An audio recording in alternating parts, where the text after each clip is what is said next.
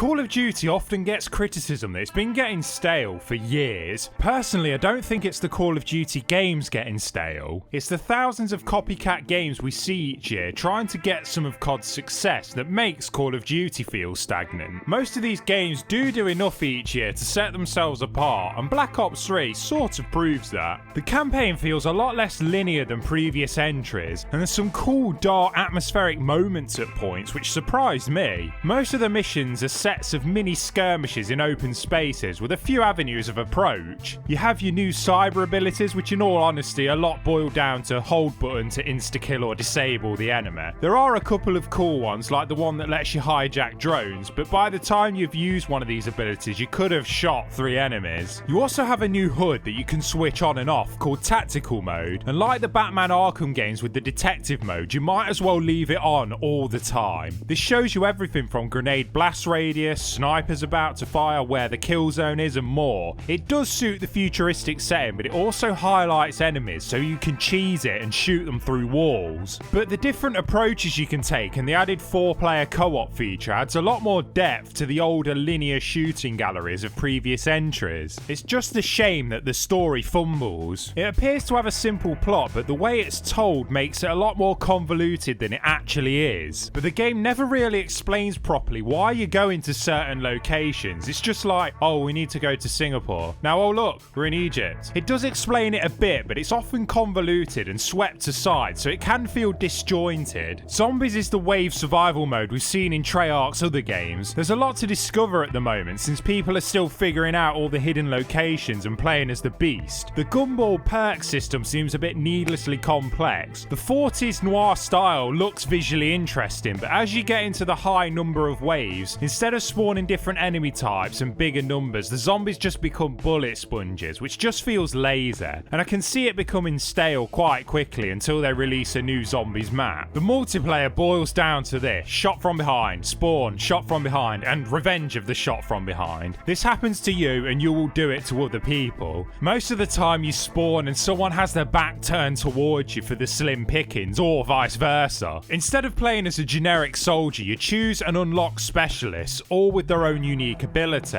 but it doesn't do much to make it feel less familiar. You're still some tosser with a gun. It is pure dumb fun if you don't take it seriously, but COD is marketed as this super tactical elite MLG Pro multiplayer game, which I'm sure at extremely high levels of play it is, but the standard online matches you play aren't, so stop pretending it is. The maps feel larger than in Advanced Warfare, but you can traverse across them so fast now. You can wall run and boost jump, which can make them feel smaller than they actually are, and the maps feel restrained at points. You'll try to boost to a rooftop and boom, invisible wall. There is no what I would call large maps. I don't know what gaming has against them, but they have fucked off for a long time. Personally, I don't think the smallish maps help the constant spawn problems and getting shot from behind. Since no battle lines are formed, there's a player in almost every area of the map, so when you spawn it's almost guaranteed you'll encounter someone straight away. The chaotic nature of the multiplayer just becomes nauseating after a while. You barely have time to think before you're getting shot from 5,000 different directions. There are modes that slow down a bit, like the hardcore modes, but not many people are playing them. There is a nice variety of modes, so something will suit you, but the problems with the map size and spawning persists across all of them. People have made videos dedicated to showing how awful the hit detection is as well. I didn't really slow down any footage to check because the 2 previous problems ruined my experience anyway. If you do like this sort of thing, and clearly people do, then you'll love the multiplayer options on offer. But if you're a miserable tosser like me, then don't go for it. Overall though, I'm probably in the minority. I like zombies in the campaign, but thought the multiplayer was shy. But honestly, I don't think most competitive multiplayer has ever heard of balance, so take that for what it's worth. All the modes have their own separate progression systems and unlocks, so there's a lot to sink your teeth into. Oh yeah, and watch one of these taunts at the end of the multiplayer game.